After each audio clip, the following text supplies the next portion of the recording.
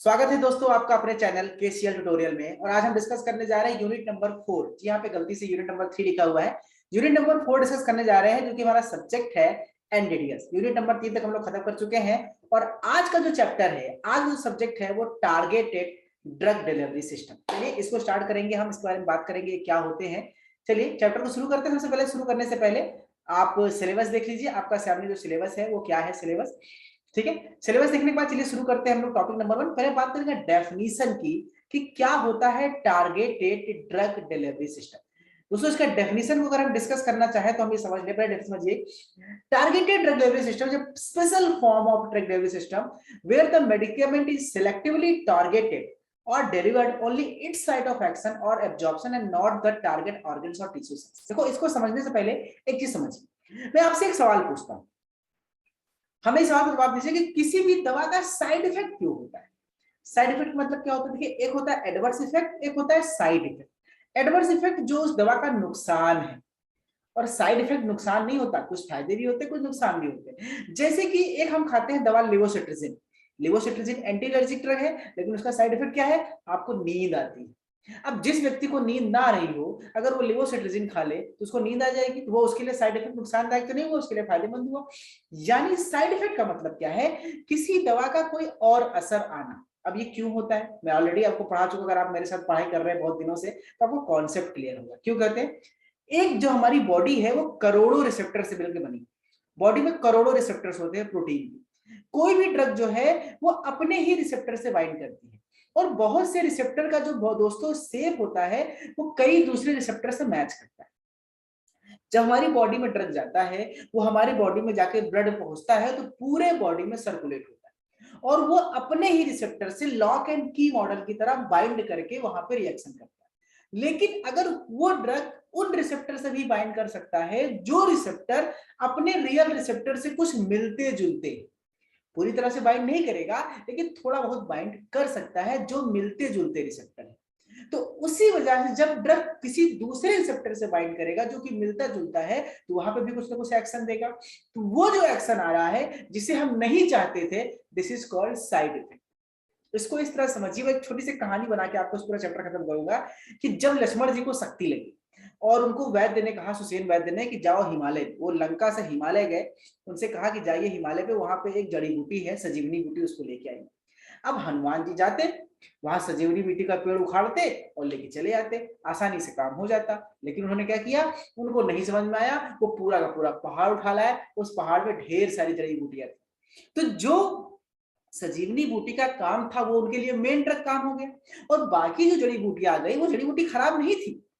जितनी जड़ी बूटी वो लेकर आए वो कोई खराब नहीं थी, लेकिन उनके काम की नहीं थी। एट दैट टाइम उनके काम की नहीं थी। हम कह सकते हैं कि वो साइड इफेक्ट वाली जड़ी बूटियां हैं।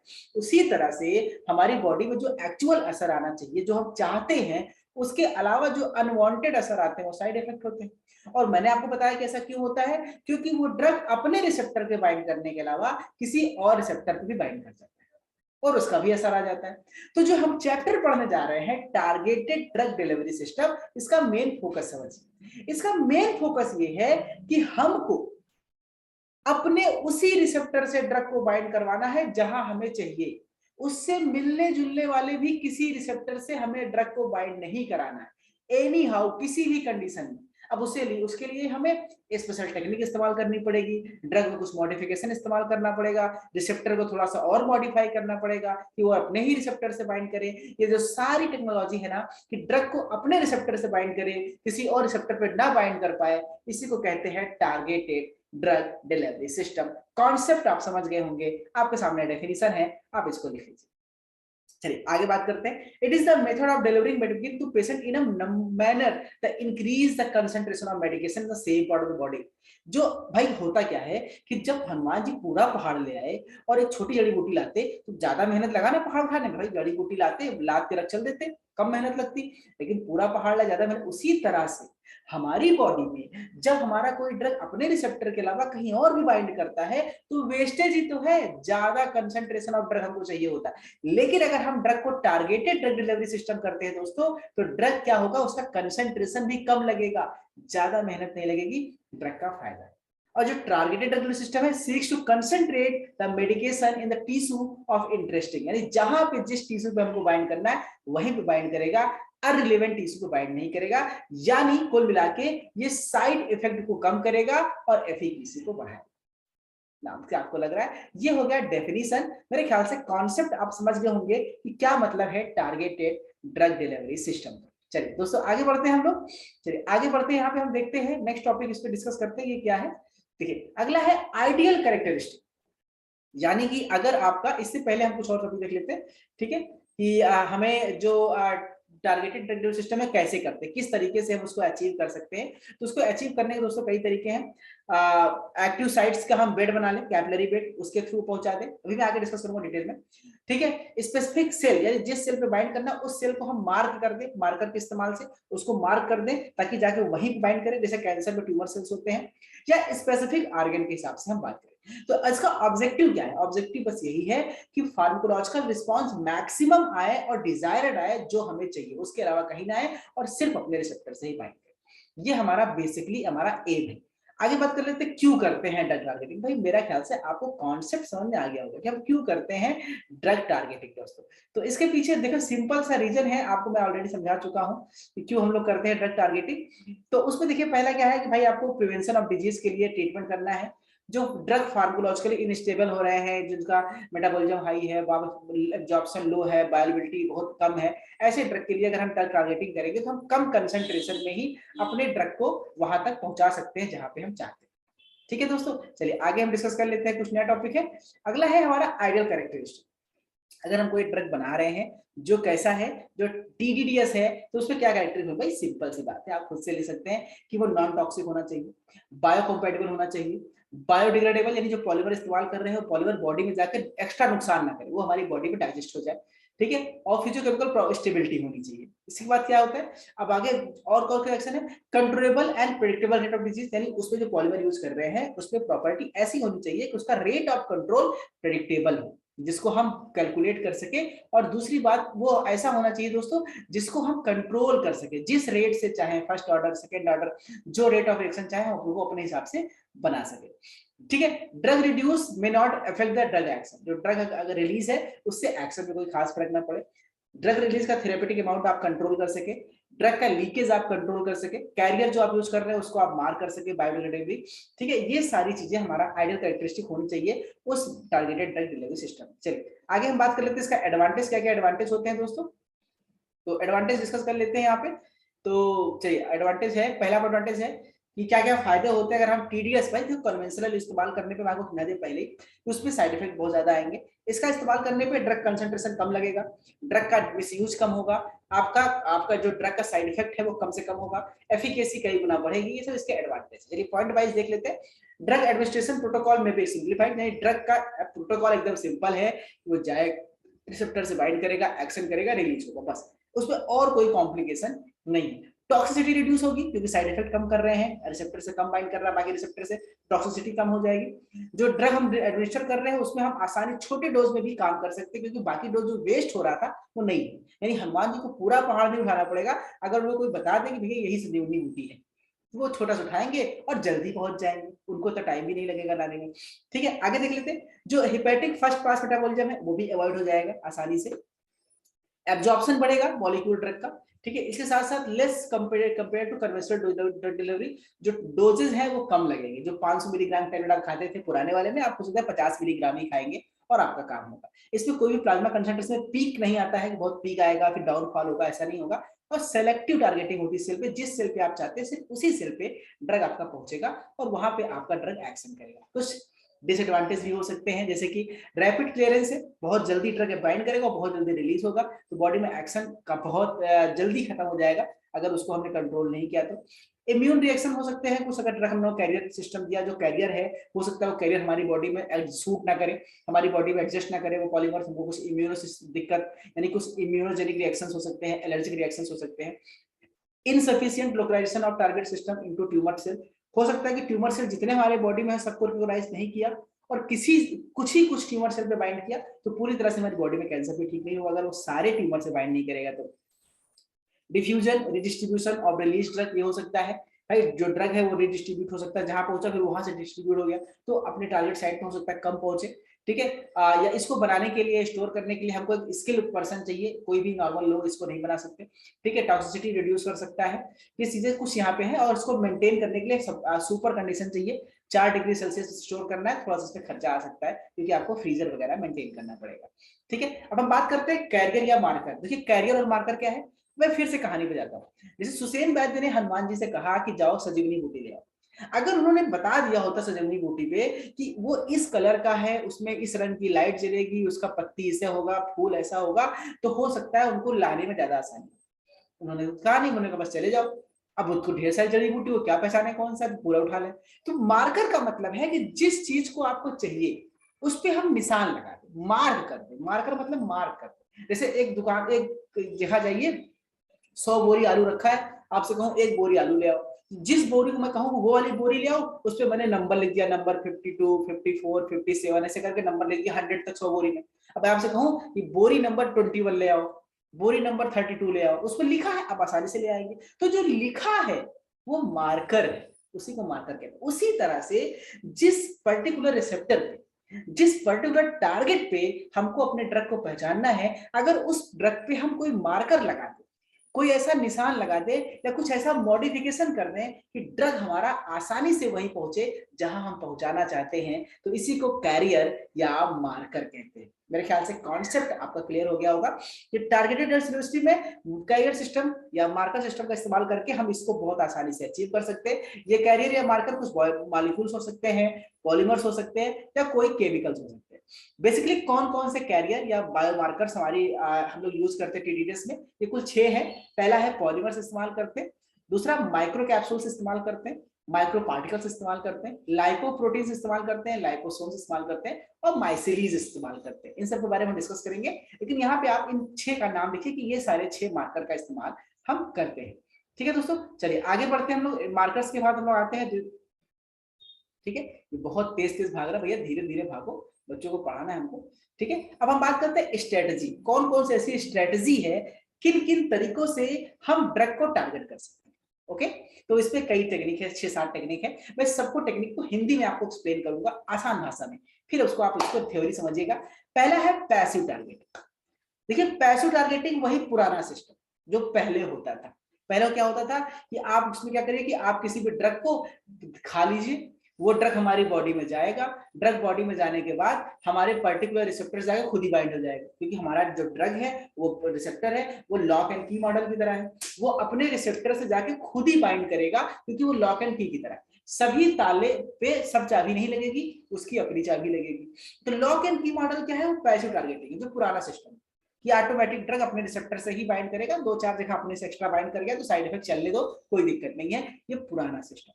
This is called passive targeting, ठीक है। तो पैसिव टारगेटिंग क्या है कि इसमें सिस्टमिक सर्कुलेशन दीजिए और ड्रग अपने रिसेप्टर से बाइंड करेगा।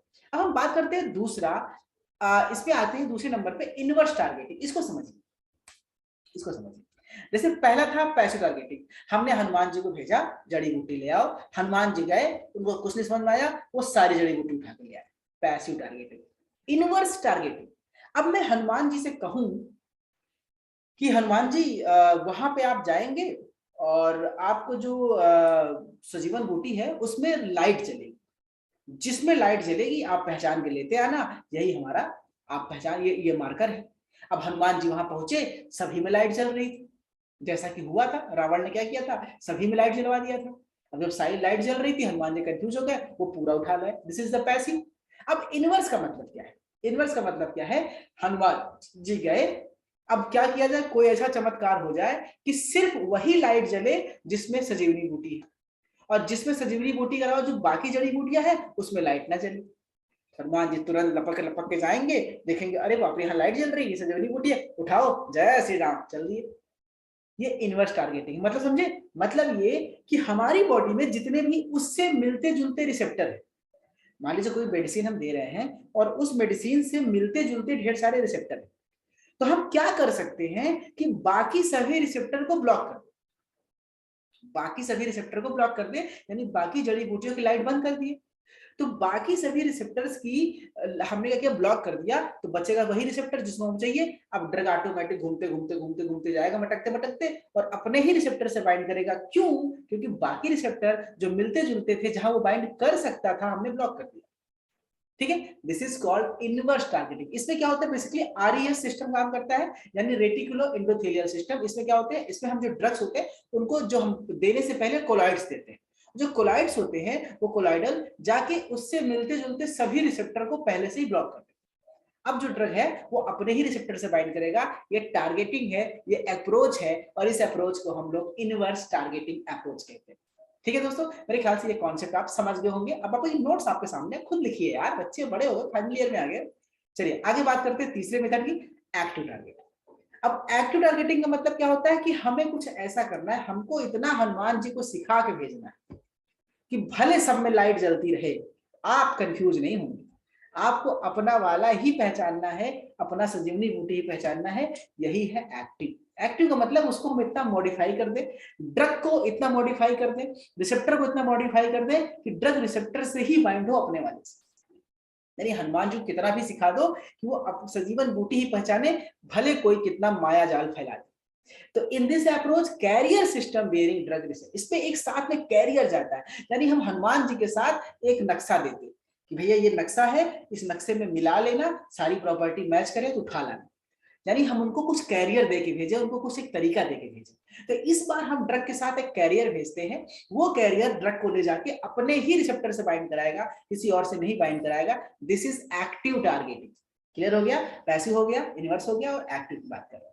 अब एक्टिव क्या होता है, हम सरफेस के ऊपर कैसे मॉडिफाई कर सकते हैं, उसके सरफेस पे कुछ मॉडिफिकेशन कर सकते हैं, उसके कोटिंग कर सकते हैं, या टिश्यू के ऊपर कुछ एंटीबॉडी एंटीजन की रिएक्शन करा सकते हैं, कुछ एल्ब्यूमिन प्रोटीन लगा सकते हैं, कुछ भी करके हम उस पर एक स्पेसिफिक रिएक्शन करा सकते हैं। अब जो ये एक्टिव टारगेटिंग है, ये भी तीन प्रकार के होते हैं दोस्तों। पहला फर्स्ट ऑर्डर टारगेटिंग, इसको हम लोग आर्गेन कंपार्टमेंटाइजेशन कहते हैं, कंपार्टमेंटाइजेशन कहते हैं। दूसरा है सेकंड ऑर्डर टारगेटिंग, इसे सेलुलर टारगेटिंग बोलते हैं। और थर्ड में मतलब इंटरसेल, यानी किसी ऑर्गन पे बाइंड कराना है तो फर्स्ट ऑर्डर, किसी ऑर्गन के अंदर सेल में कराना है तो सेकंड ऑर्डर, और सेल के अंदर कोई इंट्रासेलुलर ऑर्गन में कराना है तो थर्ड ऑर्डर। ये आपको एक्सप्लेन नहीं करना है, बस आपको यहाँ पे नाम लिख के छोड़ देना दोस्तों। ये हो गया हमारा मुद्दा तीसरा। चलिए आगे बात करते हैं, तीसरा है, चौथा है लिगेंड मीडिएटेड टारगेटिंग। तो लिगेंड आपको नाम लग रहा है कि लिगेंड क्या होते हैं, कुछ एक लिगेंड प्रोटीन होंगे, जैसे आपने चिलेट लिगेंड पढ़ा था। लिगेंड का काम क्या होता है, वो अपने ही रिसेप्टर से बाइंड करेगा, वो अपने ही ड्रग से बाइंड करेगा। तो मान लीजिए कोई मॉलिक्यूल ड्रग में है और कोई मॉलिक्यूल रिसेप्टर में, तो लिगेंड और कॉम्प्लेक्स हमेशा बाइंड करते हैं। तो हमने रिसेप्टर पे लिगेंड लगा दिया और ड्रग मॉलिक्यूल से कॉम्प्लेक्स लगा दिया, तो वो अपने ही जाके बाइंड करेगा। इसको यूज करने के लिए हम एलडीएल वगैरह का इस्तेमाल करते हैं। ठीक है, जैसे अब फिजिकल टारगेटिंग, फिजिकल टारगेटिंग में हम कुछ फिजिकल रिएक्शन करा दें, जैसे पर्टिकुलर ड्रग का और उस रिसेप्टर के हिसाब से उनका पीएच सेम कर देंगे, टेम्परेचर सेम कर देंगे, लाइट इंटेंसिटी सेम कर देंगे, इलेक्ट्रिक फील्ड जनरेट करेंगे, आयनिक स्ट्रीम जनरेट करेंगे, ताकि वो जो ड्रग है वो अपने रिसेप्टर को पहचान ले कि मेरा उसका टेम्परेचर सेम है, मेरा भाई घूमते घूमते जा रहा, मेरा रिसेप्टर का, मेरा रिसेप्टर का, मेरा रिसेप्टर का, वो दिखा रही है इसका तो पीएच मैच कर रहा है, इसका टेम्परेचर मैच कर रहा है, इसका आयनिक स्ट्रीम मैच कर रहा है, यही मेरा होगा, और वो जाकर बाइंड कर लेगा। तो ये फिजिकल प्रॉपर्टी के बेसिस पे जब आप टारगेट करते हैं तो इसे फिजिकल टारगेटिंग है। ठीक है दोस्तों, चलिए आगे बढ़ते हैं दोस्तों, आगे बढ़ते हैं। 13 के बाद नेक्स्ट पॉइंट आते हैं, ये है डुअल टारगेटिंग। डुअल टारगेटिंग का मतलब क्या होता है कि आपने जो कैरियर भेजा, देखिए एक बात समझिए, एक बात समझिए, जैसे मैं आपसे छोटा दूसरा एग्जांपल लेता हूँ, धार्मिक एग्जांपल में लेके चलता हूँ। जैसे हनुमान जी को भगवान राम ने भेजा था दूत बना के लंका में, कि तुम जाओ वहां पे भगवान रावण को समझाओ, उससे बोलो कि भाई समझौता कर ले, माफी मांग ले और सीता माता को भेज दे। और एक काम और करना कि तुम देख लेना कि वहां पे और क्या रावण की शक्ति कितनी है। अब हनुमान जी क्या केवल दूत बन के गए थे? बहुत ही बदमाश थे हनुमान जी। उन्होंने पहले दूत बन के गए, रावण को मैसेज दिया, सीता माता से कम्युनिकेट किया, और आते आते इतना डरा के आए रावण को, उसका पूरा तहस नहस कर दिया, उसके पुत्र अक्षय को मार दिया। ठीक है, रामायण तो बच्चों जानते हो ना यार, इंडिया में पैदा हुआ रामायण वगैरह तुमको पता होना चाहिए। तो उसके अक्षय कुमार को मार दिया। तो अब क्या हुआ, हनुमान जी गए तो थे दूत बन गए, लेकिन वो अपना शक्ति प्रदर्शन भी करके आ गए, ये दूसरा काम था। यानी this is called dual targeting, यानी जो तुम्हारा काम तो है ही है, उसके अलावा तुम जिस काम से गए थे उसके अलावा तुम कुछ एक्स्ट्रा काम करके भी चले आए। अब क्या होता है, जो ड्रग है, ड्रग के साथ हम देते हैं कैरियर। क्या काम है कैरियर का? ड्रग को ले जाके रिसेप्टर से बाइंड कराना। जब कैरियर ड्रग को जाकर रिसेप्टर से बाइंड कराएगा तो अपना एक्शन देगा। अब हमने जो कैरियर यहाँ पे चूज किया है उसका भी प्रॉपर्टी एक्स्ट्रा है। उसकी प्रॉपर्टी ये है कि वो जाके ड्रग तो अपना काम करेगा ही करेगा, कैरियर का भी काम वही है जो ड्रग का काम। जैसे मान लीजिए कोई एक ड्रग, एग्जांपल ले लीजिए, कोई कैरियर मॉलिक्यूल है, उसके पास एंटीवायरल एक्टिविटी है और हमने जो उसमें कैरियर लगाया है उसमें भी एंटीवायरल एक्टिविटी है। अब डबल एक्शन हो गया ना कि ड्रग बाइंड किया उसने भी एंटीवायरल एक्टिविटी दिया और कैरियर बाइंड किया तो उसने एक्टिविटी को बढ़ा दिया। तो जब कैरियर और ड्रग दोनों सेम एक्टिविटी करके एक्शन को इंक्रीज कर देते हैं, this is called dual targeting. और जब दो अलग अलग एक्शन वाले, जैसे मान लीजिए कोई ड्रग गया, एक का ड्रग का एंटी वायरल एक्टिविटी है और दूसरा का है एंटी माइक्रोबियल, या हम मान लेते हैं कि कुछ और एक्टिविटी है, एंटी वायरल है, एंटी बैक्टीरियल है या एंटी कैंसरस है, तो एक साथ ड्रग का अलग एक्शन और कैरियर का अलग, और जब जहां बाइंड करेंगे वो अलग एक्शन देगा, वो अलग एक्शन देगा, तो दो अलग अलग एक्शन जब आएगा तो डुअल यानी डबल टारगेटिंग। जब दोनों का सेम एक्शन है तो डुअल टारगेटिंग, दोनों का अलग अलग एक्शन है तो डबल टारगेटिंग। कॉन्सेप्ट एकदम क्लियर है, बस आप इसको समझते चलिए और पढ़ते चलिए। ठीक है दोस्तों, चलिए आगे बढ़ते हैं हम लोग। अब हम आते हैं अपने टॉपिक पे, लाइपोसोम्स। देखिए अब हमारे सिलेबस में लाइपोसोम्स पढ़ने हैं, मिनोसोम्स पढ़ने हैं, मोनोक्लोनल एंटीबॉडीज पढ़ने हैं और नैनो पार्टिकल्स पढ़ने हैं। तो इन सब बारे में जल्दी से जान लेते हैं दोस्तों, ये टॉपिक्स हमारे बेसिकली क्या होते हैं। ठीक है, तो हम लोग समझना शुरू करते हैं कि लाइपोसोम्स क्या है, नियोसोम्स क्या है। इसको जानने से पहले चलिए इसको हम डिस्कस करते हैं। थोड़ी देर पहले इसको हम देख लेते हैं यहाँ पे।